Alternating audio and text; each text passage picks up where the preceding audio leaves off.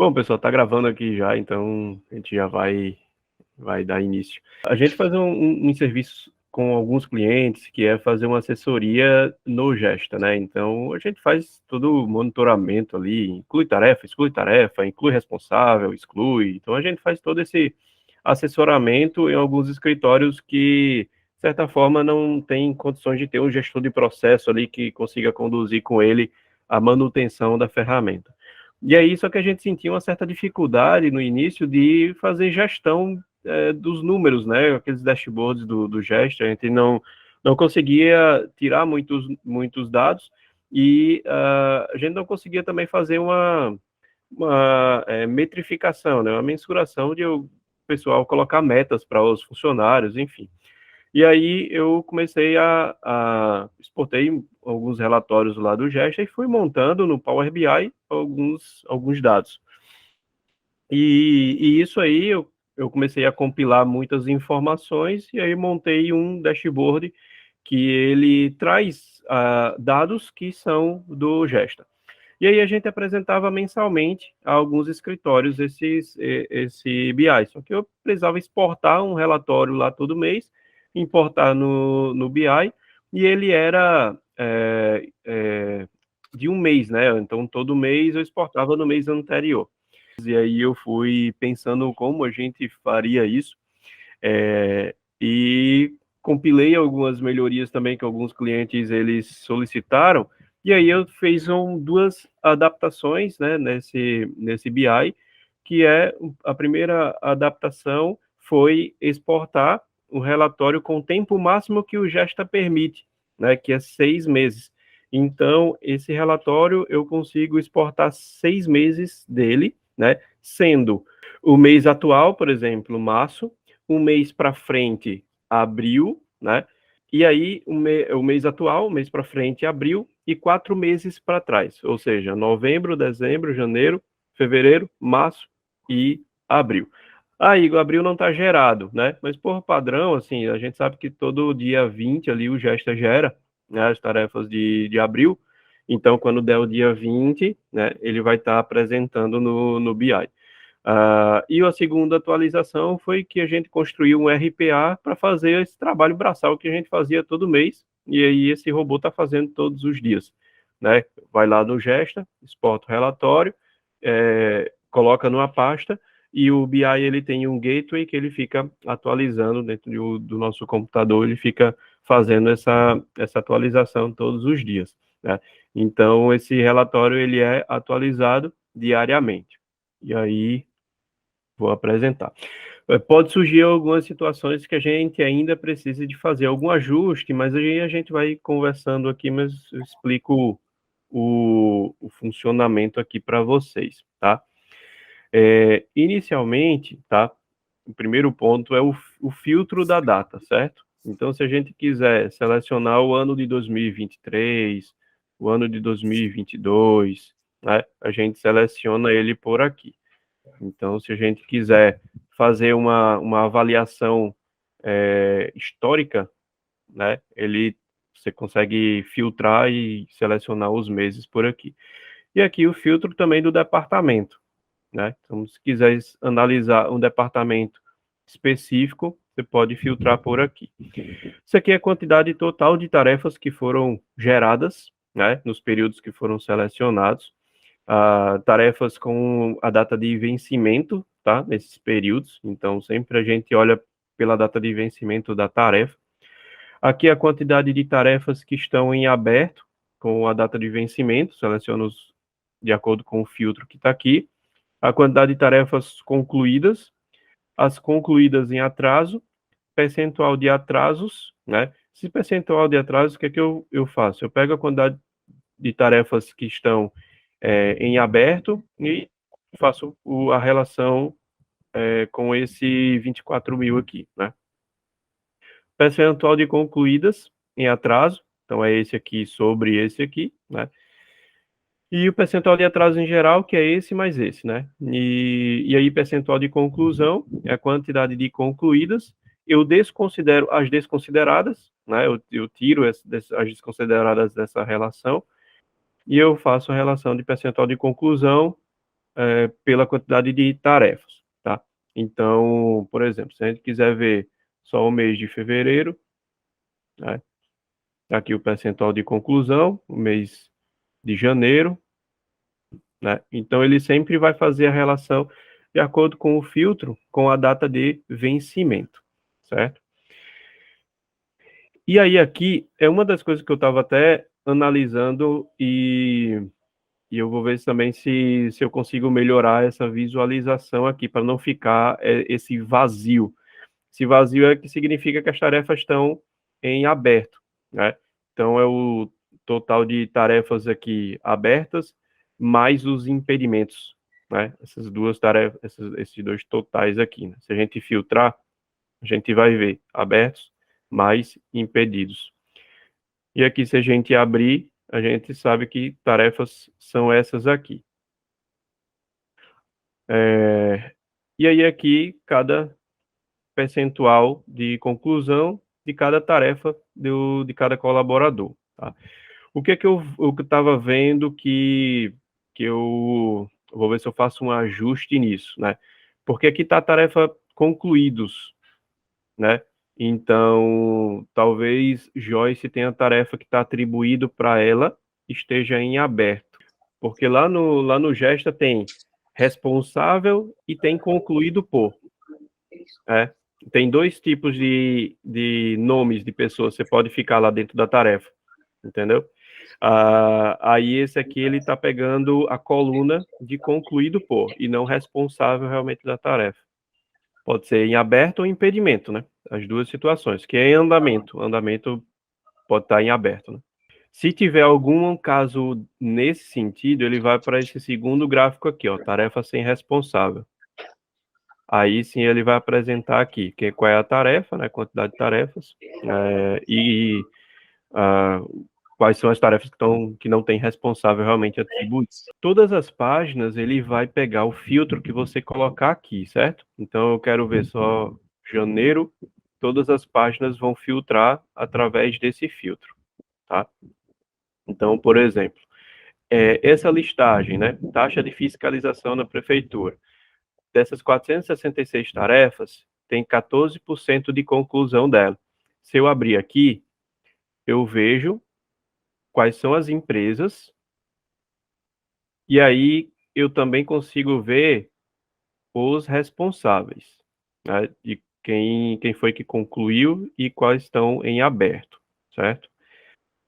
Então, aqui, da mesma forma, aparece esse vazio, porque a coluna lá que o Gesta exporta o relatório não tem a coluna do responsável da conclusão, né?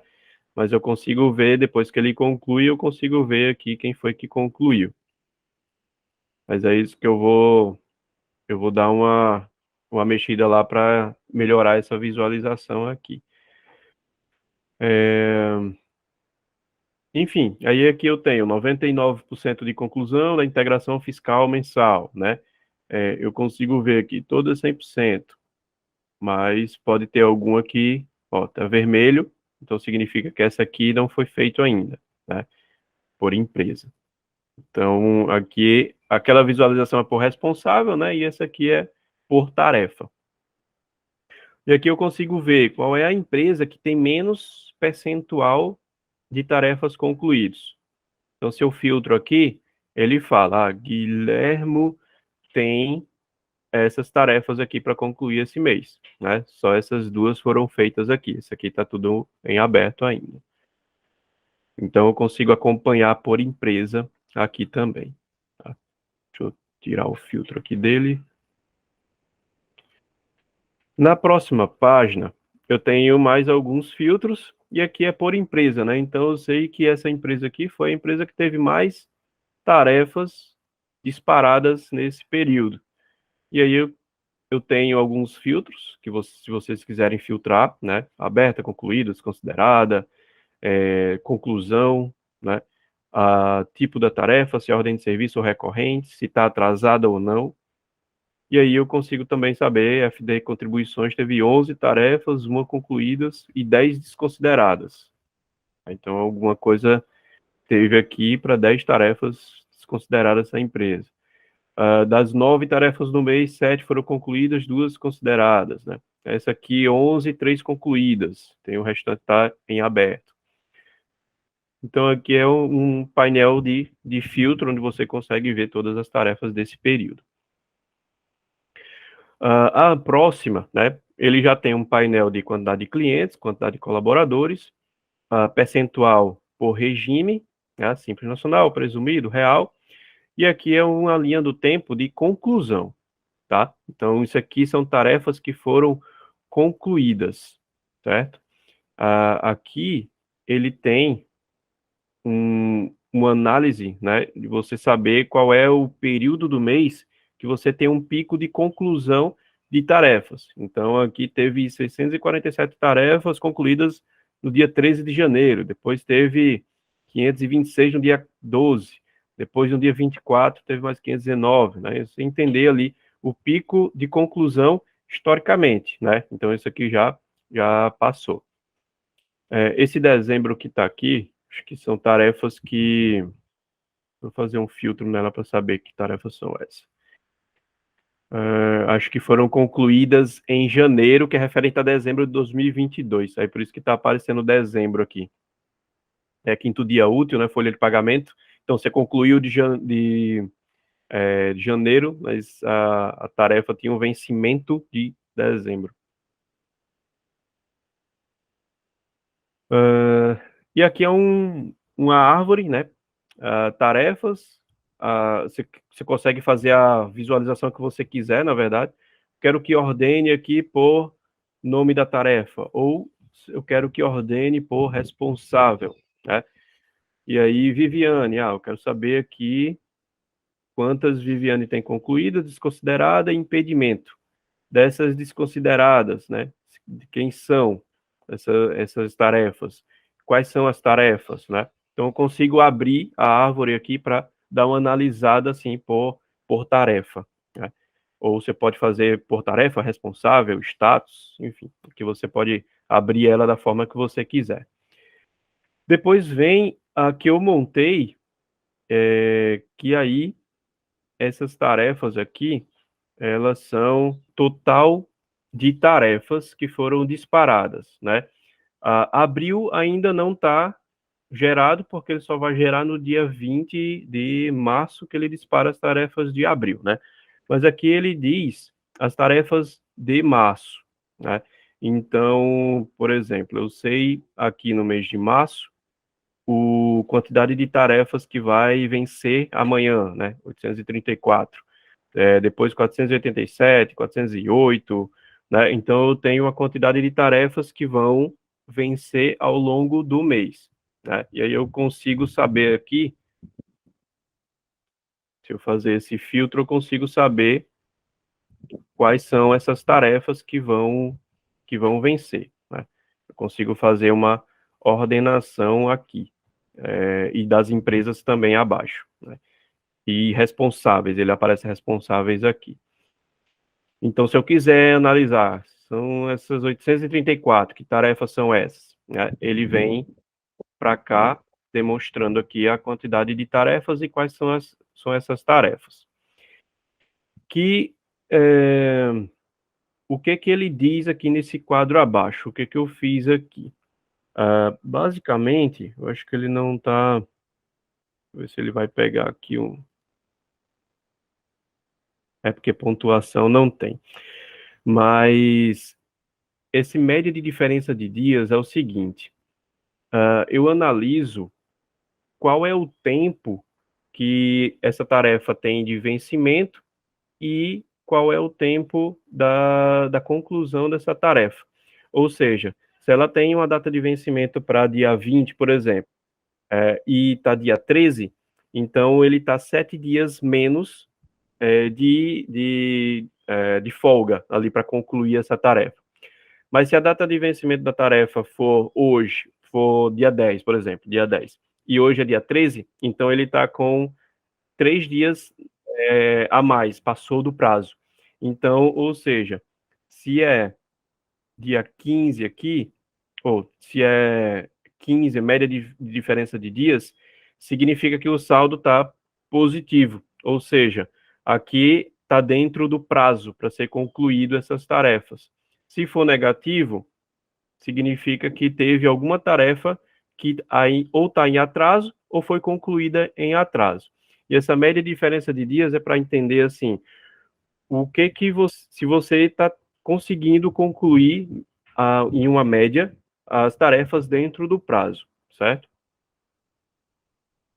Numa média geral, né, ele está positivo, ou seja, média de diferença de dias está 6 dias, assim vocês conseguem concluir as tarefas antecipadamente do prazo. Né? Se eu quiser analisar qual é a tarefa que tem uma diferença de dias mais relevante aqui, né, eu filtro por aqui e esse aqui passou 12 dias do prazo. Esse aqui passou 11 dias do prazo, passou 10 dias do prazo. Né? Então, eu consigo analisar quais foram as tarefas que foram concluídas depois do prazo e qual a que teve mais distância assim, da data de vencimento com a conclusão da tarefa. Né? Isso aqui foi uma ideia de um cliente que colocou para ele entender assim, se eu tenho uma tarefa ali de Simples Nacional, eu quero saber se essa tarefa tem alguns clientes que eu estou conseguindo entregar dentro da meta, né? E tem outros clientes que eu estou fora da meta, para eu tentar ajustar, para igualar realmente o dia que eu entrego todos os clientes a data do Simples Nacional, né? Então, é mais nesse sentido aqui.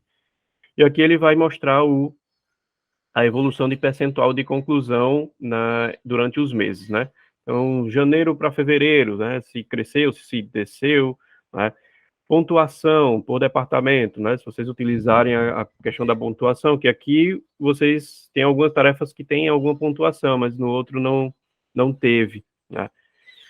Quantidade de tarefas atrasadas e quantidade de concluídas em atraso, né? E aqui é o status de cada tarefa. Então, eu quero saber só as tarefas em aberto. Ele vai me filtrar aqui também.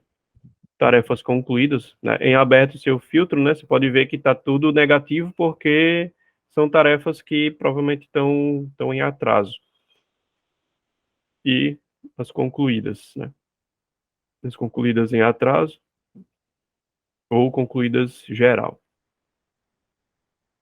A do primeiro, você pode ver aqui que tem 6 páginas. Qual era a sexta página aqui? Que, na verdade, é a sexta página, mas ela não tem na Small. Esse daqui é o do timesheet, certo? Esse do timesheet é se vocês utilizarem a questão do play, né, lá dentro do gesto. Então, ele contabiliza aqui o total de apontamentos, tempo em horas, custo total em horas, faturamento total, somando todas as empresas. Aqui também uma linha do tempo de custo por dia, né? Depois por empresa e por tarefa, né? O custo por empresa e o custo por tarefa. Então, se vocês utilizarem essa parte do timesheet, ele já vai aparecer aqui. Lá no cadastro da empresa, tu vai dizer uma informação, né? Faturamento dela. Então, você vai colocar o valor da mensalidade, certo? No cadastro do funcionário de cada um, você vai fazer o quê? Você vai colocar o custo por hora dele, de cada funcionário. Então, a partir do momento que você alimenta esses dados lá dentro do Gesta, né, ele vai pegar cada tarefa, ele vai analisar o tempo daquela tarefa com o custo do funcionário e vai fazer o custo total daquela tarefa e daquele funcionário, né? Então, ele vai fazer essa relação. E aí o faturamento da empresa, ele vai apresentar o valor da mensalidade de uma forma geral por tarefa lá, né? Então aqui ele vai conseguir colocar somente o faturamento total. Depois eu posso até fazer um novo KPI aqui, colocando faturamento por custo, para ver se tá compensando, né? Alguma coisa assim.